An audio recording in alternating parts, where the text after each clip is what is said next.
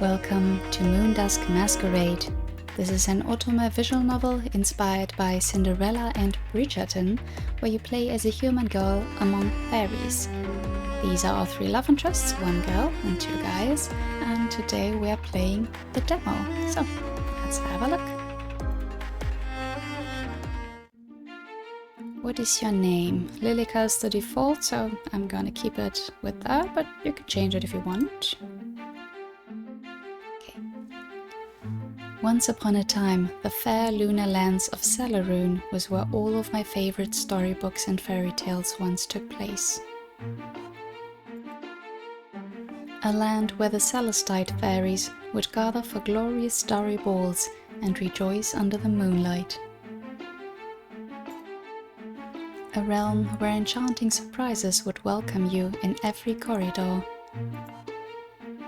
Be it the endless crescent cascades, or gossamer delights, or perhaps, if you're lucky, even the hand of a handsome fairy prince.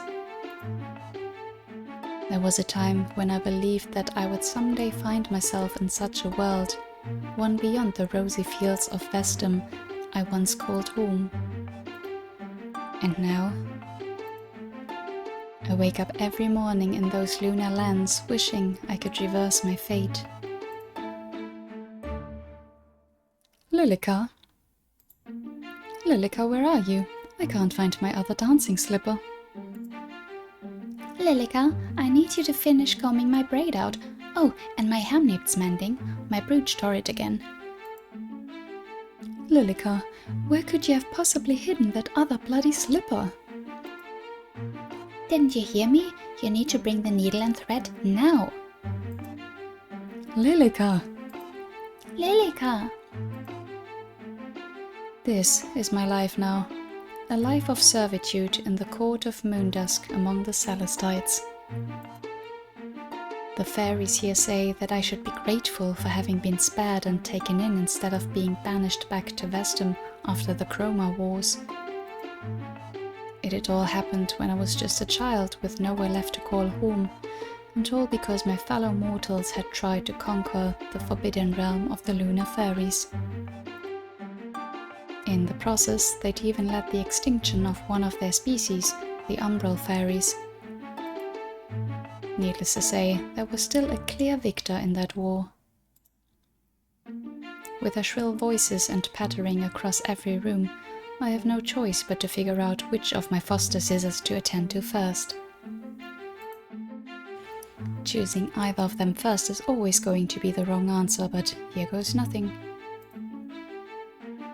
I've brought the needle and thread, Briar. Which part of the hem needs mending? All of it, really.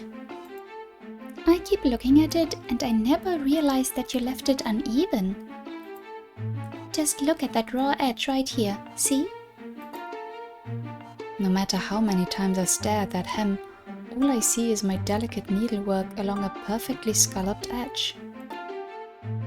Are we looking at the same spot? Because I don't see any... Well, of course you don't. You just don't want to take any responsibility for it. I knew I should have just pushed Mom to have the tailor take care of it. Why she insisted upon letting you put your grubby hands on it, I will never know. If only Lady Rhodora could have stopped clenching her purse as usual, but I've lived long enough with the Oberstaris to know that it'd be the real fairy tale. Honestly, the last thing I need is to be looking like I've been caught in the wind yet again, right as Prince Callan will ask me to.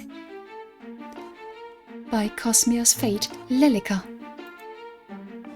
Clad in crinkled satin, Anemone comes crunching in and yanks me by the arm. Are you spellbound, or do you think you can simply get away by ignoring me? The carriage has already arrived and I still can't find my dancing slipper. What do you think Mother will do when she sees that I'm not wearing the diamond pair she bought for me to match my mask? Did you check under the bed? There's where the ruby slippers were last time. Well, You go check for me. I've already looked everywhere and I'm frazzled as it is. No, Lilica, you need to fix my hem. how about you wait until after I find my slipper? How about you wait for once instead of always going first? How is that possible when it's always you who's... Darlings, please, the carriage is already here. You both best be making your way to it now. The last thing you want is for the Meadowberry sisters to steal the first dances with Prince Callan as usual. I'll be ready in a moment's breath. As will I, Mummy. I wouldn't dare let Lavender Meadowberry take my spot again. You'll still have to wait for the second spot once Callan asks me first, though. I will not. Darlings, carriage now. Your father is waiting. As for you, Lilica... With a sharp breath, Lady Rhodora points a single carmine talon at me. I know I should be afraid of what's to come, but surely it's nothing I've seen before from my so-called foster mother. That is, if she even cares to call herself that anymore. My dear, dear Lilica. Nothing bereaves me more than having to remind you what this evening means to this family, especially your sisters. Our attendance to this masquerade ball is not only necessary, but a duty to this court. I'll have you know that if one of your sisters does well for herself tonight, even you might come to reap some of the benefits. Perhaps then you wouldn't have to lament your lack of invitation, now would you? Well, it's not even like you should be upset at us for omitting you. The Moondusk Court has its traditions regarding certain species, especially since the war ended, so why not simply support your sister's prospects instead? Okay. Surely tonight could have still been an exception, or perhaps I'll find my own invitation someday. Both very hopeful. I kind of like it, like we're gearing towards eventually going anyway, instead of giving up hope, like that. It looks like the demo version does not have any save system yet, so I have to barrel through. Yeah, I don't think it's an exception, especially if the carriage is already there, so perhaps I'll find my own invitation someday.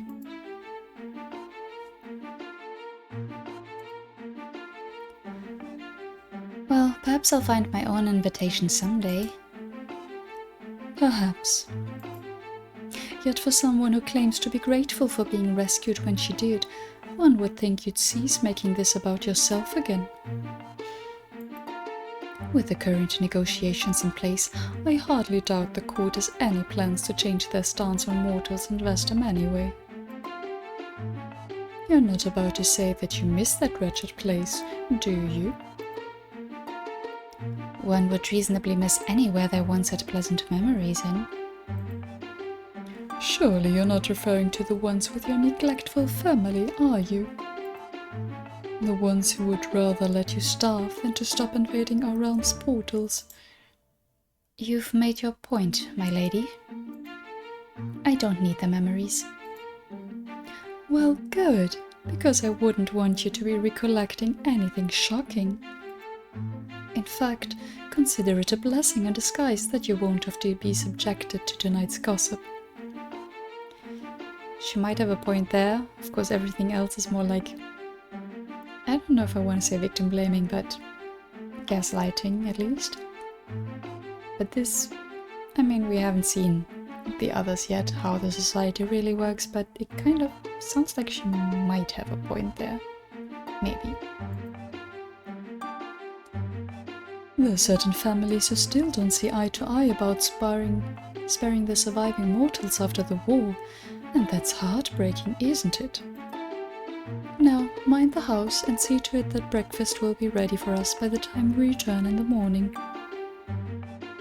Okay, that's ambitious, only returning for breakfast, but sure, make the most out of it. Oh, and one more thing. Yes? Anemone wants milk berries with her morning porridge, freshly plucked. With that, Lady Rhodora dons her plumed mask and struts out the door. As soon as the carriage disappears into the road, I finally come to my senses. Freshly plucked, as if I didn't pluck milkberries yesterday. Holding my tongue, I pick up my basket and march straight to the garden. Will they know the difference if it's not fresh? But sure. Not like we have anything else to do, looks like. Milkberries. Why milkberries? I really hope this time I don't get stung again. I cautiously approach the capricious little sapling in the corner, who already seems to know why I'm back yet again. As always, it starts coiling into a spiral and shakes its bulb like a rattlesnake. Oh no, not today. Although, if I'm being honest, you'd be the least venomous creature I've had to deal with this evening. Setting my basket aside, I kneel down to figure out my proper angle of attack. When it comes to celestial flora and fauna, the rule is always to assume that everything is looking for the chance to outwit you. Or rather, to mainly outwit mortals. Let's see, I suppose I could try the calyx this time. No idea if I'm pronouncing any of these words right, but sure. The sapling is already shaking its head at me, but it knows I won't give in easily. As I reach in, I notice something sparkling from the moonstone blossoms nearby. Oh, what's happening over there? To the sapling's relief, I head towards the delicate light where a crystal envelope rests on the blossom's luminary petals. So it is an envelope of some kind? But for whom? I can't tell what it's made of, but the paper keeps catching the moonlight just like the blossoms. Do you think it's because the paper itself is made of moonlight? Honestly, I'm not quite sure. Oh? I stop at once, but I don't see anyone else in the garden. Where did that voice come from just now?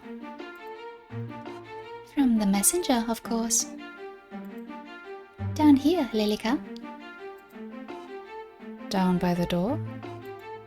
No, down here, right beside you.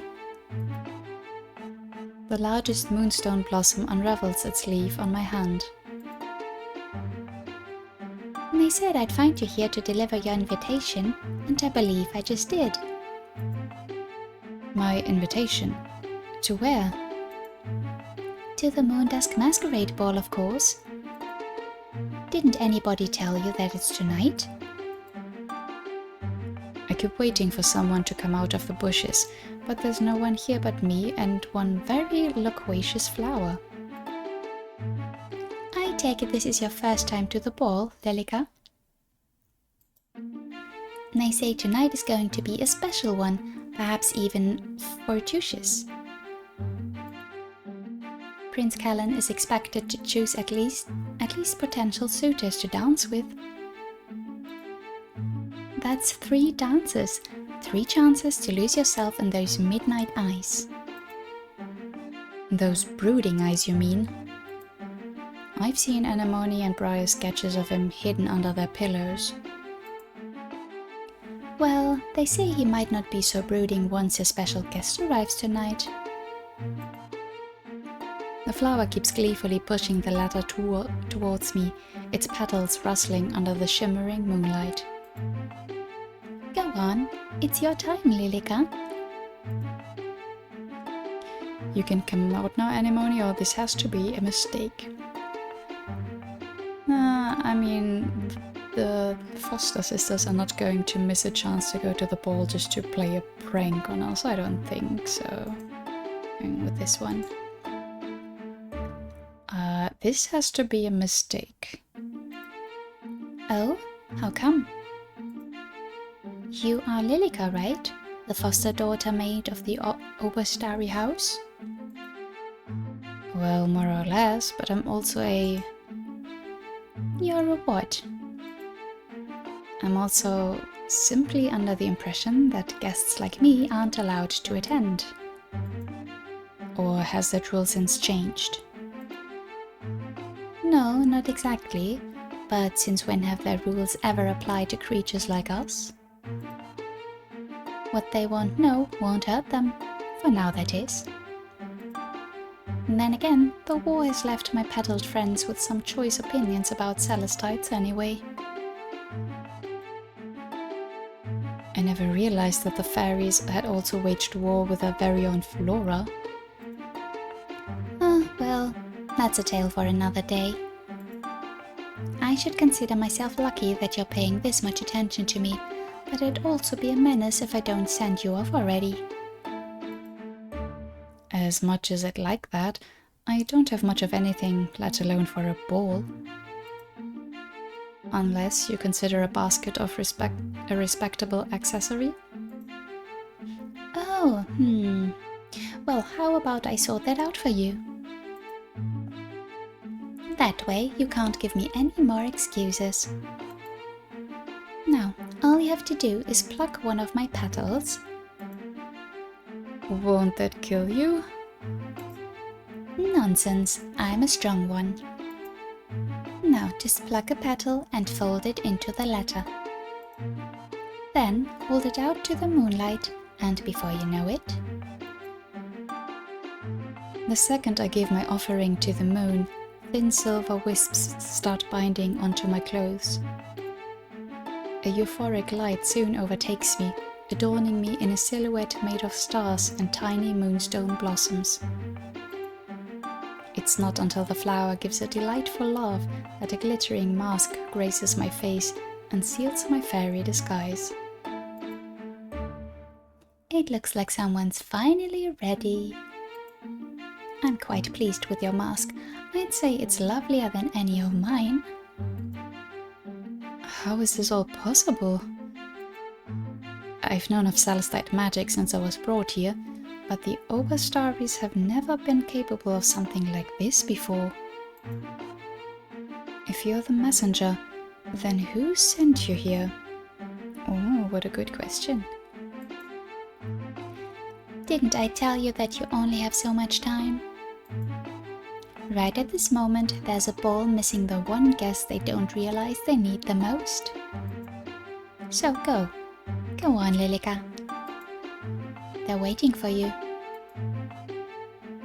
As the flower playfully laughs, I spot a floral carriage already waiting for me in front of the manor.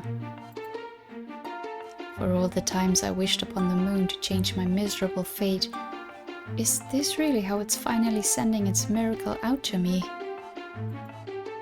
Will it really come down to a flower, a mask, and a single night to unravel my destiny under the moonlight? And that's what we are to find out. Even before the carriage comes to a stop, the first glimpse ahead of the decadent spires of Australis leave me speechless. I'm wondering if there's going to be like a glossary for the names, that because they're highlighted like that. For years I've grown up listening to Briar and Anemone gush about the royal family's palace. Eventually, the topic would always lead back to Prince Callan's enormous assets, although they'd often bicker about which ones. But now that I'm finally here, I'm realizing that their tales pale in comparison to the majesty before me.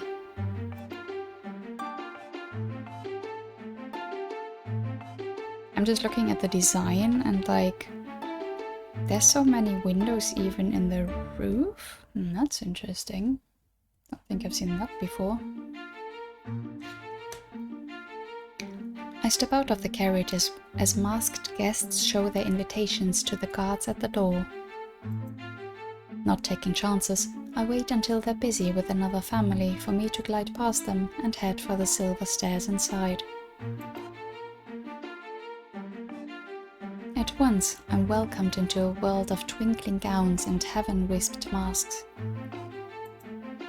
Their glorious facades bear no hint of class, nor sensibilities, or sensibilities even, for that matter. As I can barely tell whether the boisterous mothers who are pushing their offspring to go fill their dancing carts are either peasants or nobles. I'm starting to see a pattern between the Oberstaries and the other noble families of this court. However, they're still considered tiers away from the highest class in attendance tonight. I make the mistake of turning around right as a guard spots me from the staircase. Oh no, surely he knows. I don't waste time searching for a corner to hide, but if only I can make it past this crowd. The guard picks up his pace, refusing to lose sight of me. Despite my own mask and borrowed wings tucked under my luminescent cloak, guests are also beginning to look my way. Soon, Lady Rhodora might notice too, or worse. You there, in the silver, where's your invitation? We can't let you in without a... Argento, what has the court told you about scaring our special guests? Guests? Is she yours then, O wise Alstromeria? If that's what it'll take for you to return to your post, then yes, absolutely. Well, go on then. Can't you tell that you've already frightened my guest? With a regal cape swishing behind her, the masked magician gracefully offers me her arm. Come along, I've been wondering when you'd arrive. I was even starting to get a little worried if you'd lost your way. You've been expecting me? Well, it appears that you're my guest now, aren't you? As the Grandia Stella of this court, I was indeed told that I could invite whomever I desired. Yeah, with these question marks, I think it's gonna be some kind of glossary or something, or some clues for later. Grandia Stella should be like great star, something like that. I don't know what that really translates to as the roles in the society, but sounds fancy. I could invite whomever I desired. Interesting. Funny how that works, isn't it? Chuckling to herself, Alstromeria sneaks a glance at Argento. Once he finally turns away, she drapes some of her cape down my back as we walk together. It's always so amusing when he knows he has to give up. As you see, there's nothing fearsome about Argento. You simply have to know how to give him your most affirmative voice, and he'll assume anything you say has come from His Majesty's orders, or mine. It's amusing watching the expression he makes whenever you say it, although yours is quite a sight as well. Why so surprised, my dearest guest? Are you my flower? That would sound very strange if she's not. Shouldn't you be returning to the royal family? That's very dismissive, so... Yeah, we're going with... Sure. We're going with that one. Are you my flower? Am I your flower? Are you trying to tease me about my name? I'll have you know that I'm quite fond of it, so much so that I'm curious to know what it'll sound like when you call me by it. Hello. Shouldn't I be calling you by a court title, Grandia Stella? Perhaps you should be when we're among other officials of the court, but I don't mind if we made this our first little secret.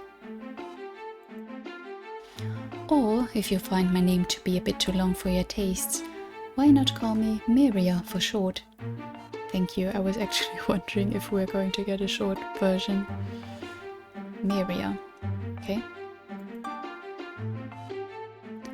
Although, if you were trying to tease me just now, then I should point out that if I'm the one who picked you out of tonight's celestial bouquet, doesn't this instead make you my flower? Well then, we should make haste. I'm sure that Callan will appreciate the introduction. Wait, you don't mean the Prince Callan, do you? Well, of course it's him. There's only one Callan in this region, and he's currently off in a corner severely lacking in stimulation. Somebody needs to get that prince to see the light, and I decree that it should be you. Am I dreaming? I couldn't possibly have heard her say that I'm going to be the one to save his night. As we cross into the labyrinth of masks, my world only becomes more surreal. Surely this must all be one feverish dream. Otherwise, how am I supposed to believe that Prince Callan will spare me a greeting tonight, let alone a conversation? And then what? Will he suddenly get down on one knee and propose to a mortal maid before this judgmental court? I can't even let myself believe that the Oberstarries would set this up for their own cruel amusement. But who else would do such a thing? Well, wait there for a moment. You're escalating this yourself a little quickly, aren't you? Let's just wait and see. While offering smiles to the other guests, Miria soon leads me to a corner swathed in silk curtains and marble pillars. My eyes first wander to the kingly fairy masked in gold, and his ethereal queen as a servant offers them each a chalice. And brooding beside them in the midnight cloak is... That's really Prince Callan? Now I'm certain that this is a dream. Why only a dream? A magician's senses never lie, and this one's never been wrong when it comes to reading between the lines. Before we go any further, Miria gracefully takes it upon herself to straighten my outfit. All you need to know about addressing His Majesty is one simple rule. You must never assume that you'll always have the last word. When it comes to Callan, however, perhaps you could tempt his mood a little.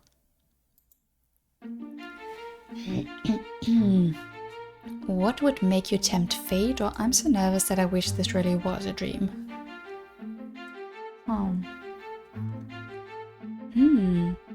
These are both good choices, like being honest is always a good way forward. What would make you tempt fate? Yeah, I want to see what she says to that, so I'm gonna do that one. What would make you tempt fate? Well, I don't mind a little temptation every now and then, but being the kind of fairy I am is both a blessing and a curse.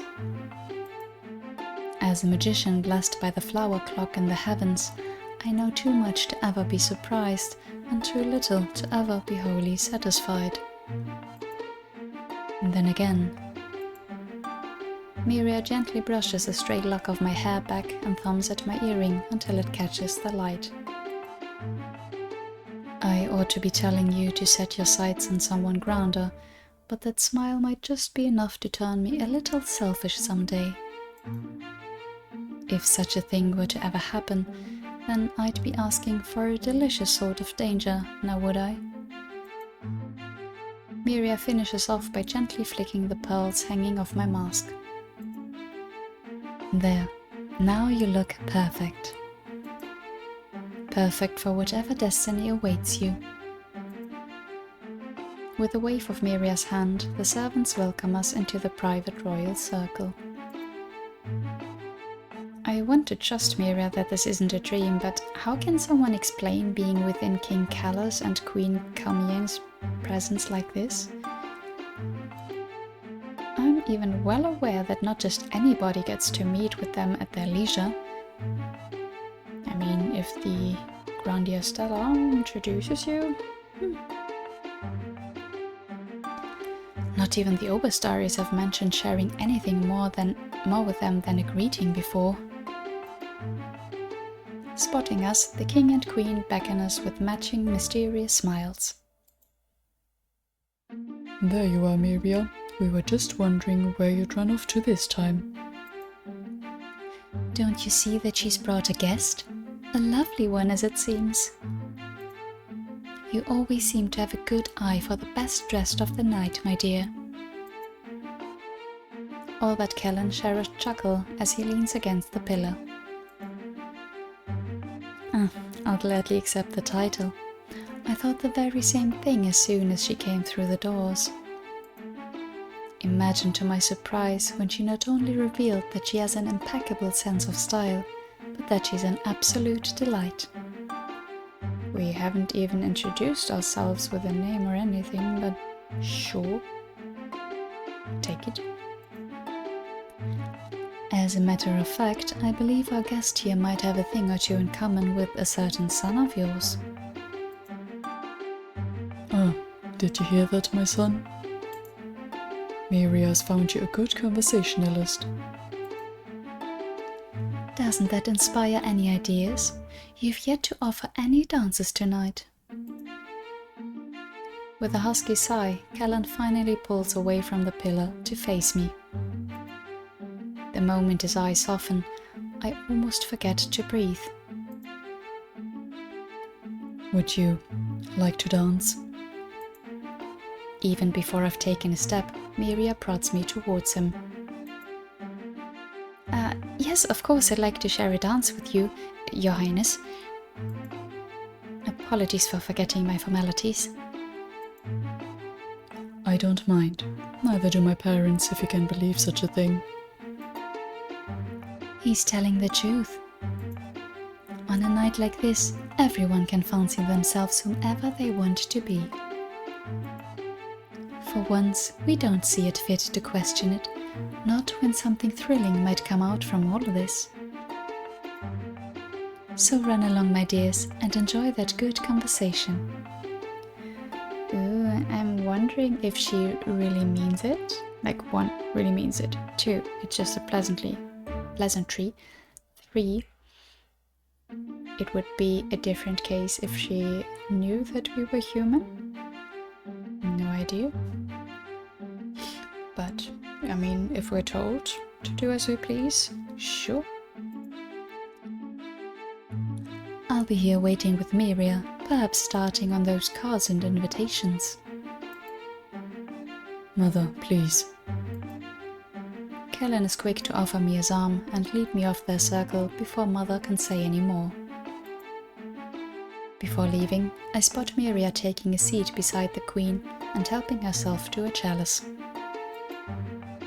Something tells me that they'll be toasting once we're out of sight. Should I be worried that they do? Everything is happening so fast, and yet it feels like only until today has someone chosen to answer my prayers. It is happening fast, and it's like, I mean, appreciating the wingman in one sense, like that's something you would do with just a random friend. Sounds weird, but you know, not a prince. It's really interesting to just push it, but then again, if he's not danced with anyone tonight, you'll have to start somewhere. So why not? To answer my prayers, especially to have this moment here right now, with him. Well, it is very much a dream if she's lived as basically a servant for the past years, so... While the celestial lights and ornaments inside the palace are sights to behold, the gardens are the true wonders of the sparkling night.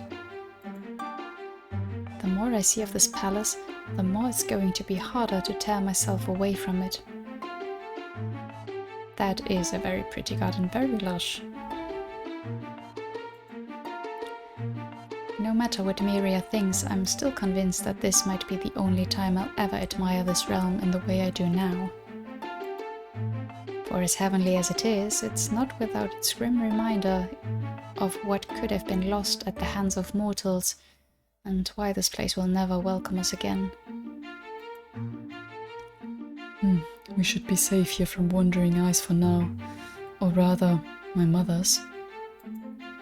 And perhaps Miria, although she's not at all like the rest of us. How so, Your Highness? Some of us wear our masks for one night only.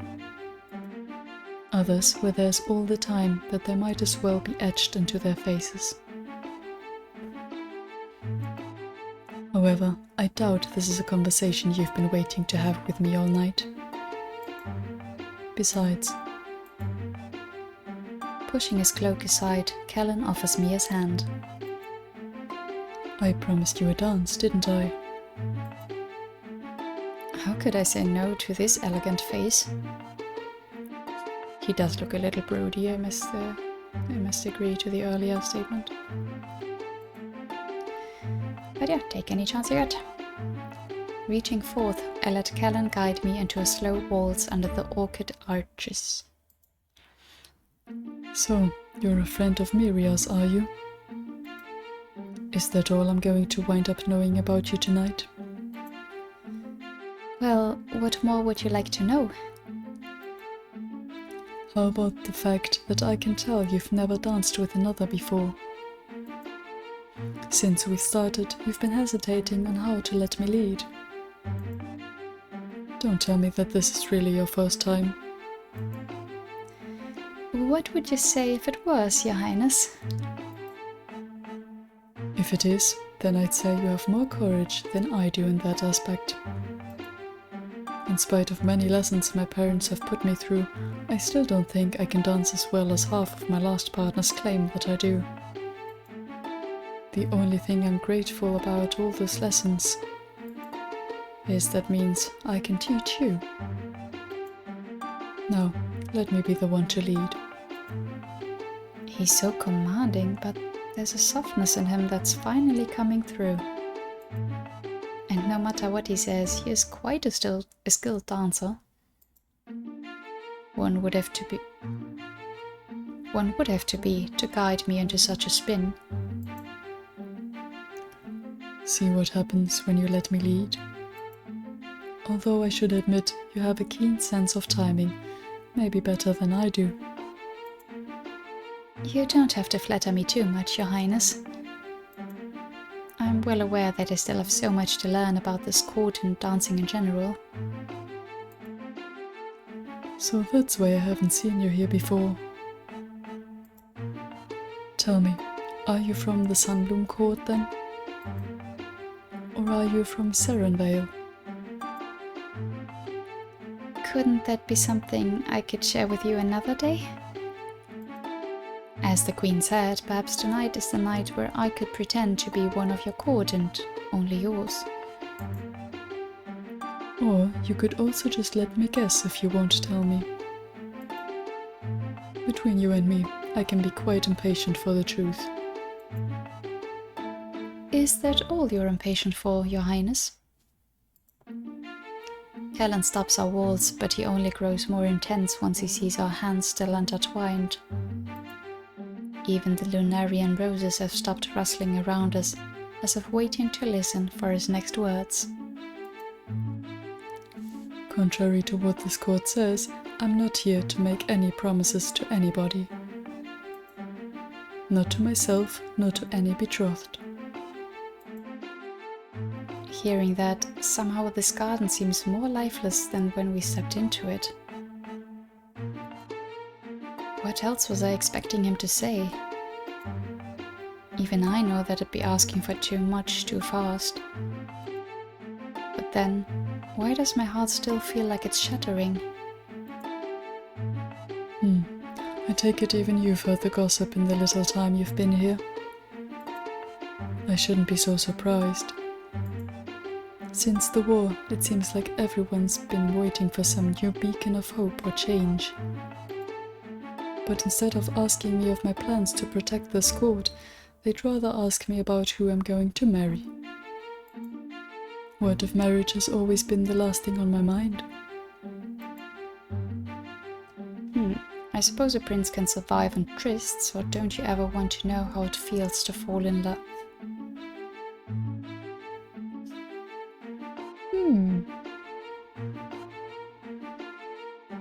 I don't know, I mean, these are both kind of bold in a sense, but we're being somewhat open. So let's go with the romantic option. Oh, but don't you ever want to know how it feels to fall in love? Now I'm curious to know which court you're really from. Even then, most monarchs have rarely ever been brought together by love rather than by power. At best, they'll manage to learn how to use each other to get their way. Now that's one thing that makes us no different even from mortals. That's two things that mortals have in common with Celestites then. Despite what they say, I know they still believe in the importance of love. Is that what you really think? Well, don't you think that every creature should experience love at least once in their lifetime? Perhaps if more creatures could ever experience such a wondrous thing, they'd realize the real magic they're capable of. Does that mean that you've experienced such a feeling already, with someone else? My silence only lures him closer, his hand searching for how to keep me here with him. I told myself earlier that I wouldn't ask for your name. But if it's not a name I'll get tonight, then what else can you give me? Will you at least tell me why you feel so familiar and yet realms apart from me? Perhaps it's because we've both been looking for something new to believe in, something to tell us that there's a better path ahead. Otherwise, will either of us ever be satisfied by staying as prisoners of our own lives? Who are you? His fingers tilt me to him, then gently brush up to my mask. I can feel his fingers latching onto my mask, ready to peel it away from me. A part of me wants to stop him, but the other half of me wants to know if this is the moment that will change everything. Suddenly, a dark aura soars into the night skies and shrouds the moon above into an eclipse. At once, Callan pulls me into his grasp as we both watch in silent terror as the sable mist rolling towards the castle spires. Stay close to me. I didn't think the beast would come tonight. The beast? The penumbral beast. Back when the mortals of Vestum tried to return through the Estrade portal after seizing our magic, their souls were caught in limbo, then torn apart from them. Those shadows up there are all that remains, and so the beast waits for nights like these to wreak its havoc upon the castle. Only the castle? If we don't stop it, it could very well try to attack the villages next. I suspect the other guests have sensed it too by now, and my parents as well. At the first chance we have, we should start the incantations ourselves, and then I'll take you back into the ballroom myself. What incantations? How do you not know your elemental rights? As Callan towers over me for an answer, Miria comes rushing out the doors with the king and queen in tow. Soon, more of the guests come pouring through from all sides of the castle. The penumbral beast has returned. Callan, my son, you must lead the rites. Summon the knights as well, especially Lear. He should assist you. Why Lear? I'm already going to commence the rites myself. I'll be finished by the time he decides to join, if he even does. We have plenty of other guests should we need them to help us craft a shield. With the other Celestites rushing into the garden, I'm beginning to lose sight of Kellen. One by one, they're quick to reveal their majestic wings and summon the moonlight at their fingertips. All the while, I realize that it's only a matter of time before Kellen expects me to summon a light that I can't possess. While not all fairies have as strong of an affinity for the moon as Celestites, they can all still make contact with it. Only mortals can't, no matter how hard they wish or try. Surely once this creature is gone, Kellen will want an explanation from me. If he doesn't, then there's no doubt that the king and queen will, and will have a punishment ready for me. Kellen is so far away from me now, as he leads the knights and guests in conjuring an oral shield over the castle. Somewhere in the crowd, Miria must be using her powers too. I want nothing more than to go back to them, even if it's just to say goodbye. Even if they don't understand, I want to thank them for encouraging me to take this chance. Because even if tonight wasn't about me finding my destiny, I still got to taste something they could never have again. All of a sudden, a gloved hand pulls me straight back inside and drags me into the nearest corridor. Stop! Let go of me! And what? Let you ruin your precious disguise? I can tell you've been putting a lot of effort into it, but still not enough to get past me. Whomever you bartered with for, it is clearly skilled in the finest of magic.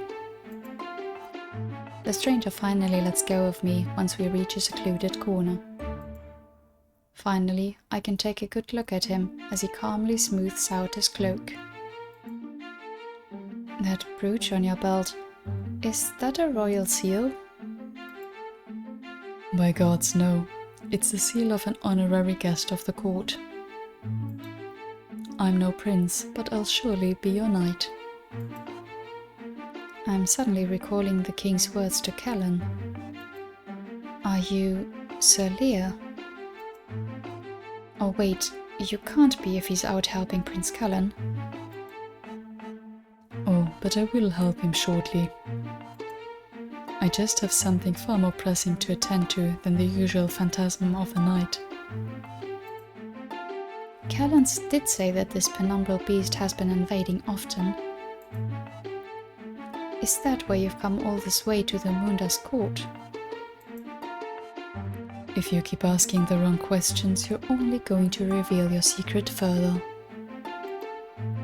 As it is, you haven't been doing a decent job at hiding your mortal aura from me. What more do you know about me? Not quite enough to satisfy my curiosity yet.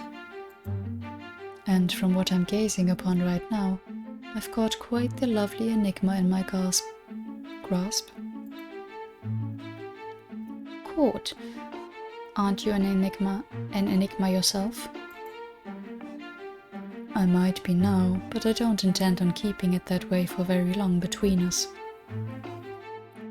Everyone going in so fast, okay? Although you ought to thank me right about now.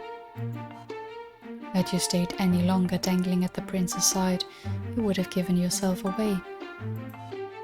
To begin with, what kind of fairy would not know their own rights? And most importantly, do you really believe that a beauty like you can show up and claim to be from another court so easily? Was he listening to my conversation with Kellen earlier? Perhaps it might take the prince some more time, but that would be neither surprising nor new for him.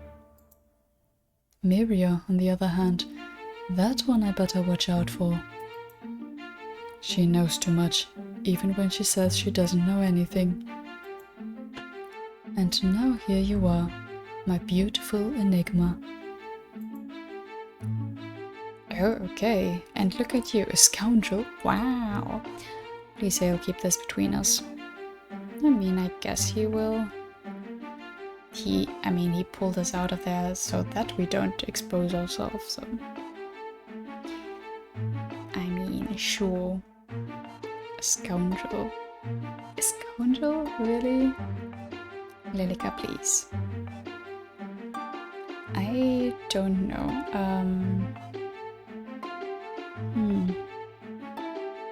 I want to see what reaction we get, so sure, let's go with that.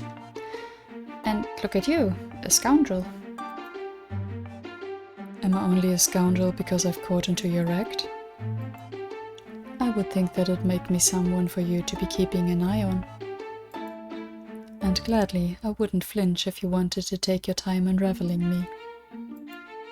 Thread by thread, button by button. I'll give you as much time as you need. What kind of knight of the court are you really? The kind who is only bound to himself. That's what it sounds like. It's for good reason, mind you. If you haven't noticed yet, even the nobility here pretend to be oblivious to their own wealth and privilege. Just imagine the other things they might be so careless about. And yet, they're so quick to lay blame on mortals. Isn't that strange at all to you, my beauty? Let me tell you something that you ought to have known before setting foot in here tonight.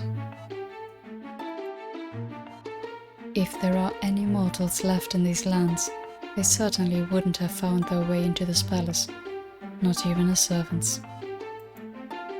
Every sound around this castle makes you flinch right now, doesn't it? You can hear the crackling outside as they fend off the penumbral beast.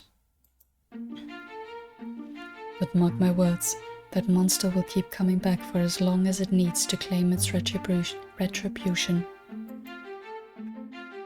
What does that monster really want from this place? If you obey me this time, then I might just tell you more the next time we meet. Why not this time? It seems dangerous to wait. What's more dangerous is you staying here any longer before the masquerade resumes again. And this time, no mask will be able to protect you, nor your secrets. If you truly want to know more, let alone see tomorrow, then leave now. Trust me on this, even if it's for this one time. I wish I had more time to think, but I do hear something bursting outside, followed by a fluttering chorus of wings. Soon I'll hear footsteps once they make their way back into the castle, and then... Go, while there's still moonlight. My only chance of surviving is by escaping this starry menagerie. For fate would have it, my short time as a Celestite has finally come to an end.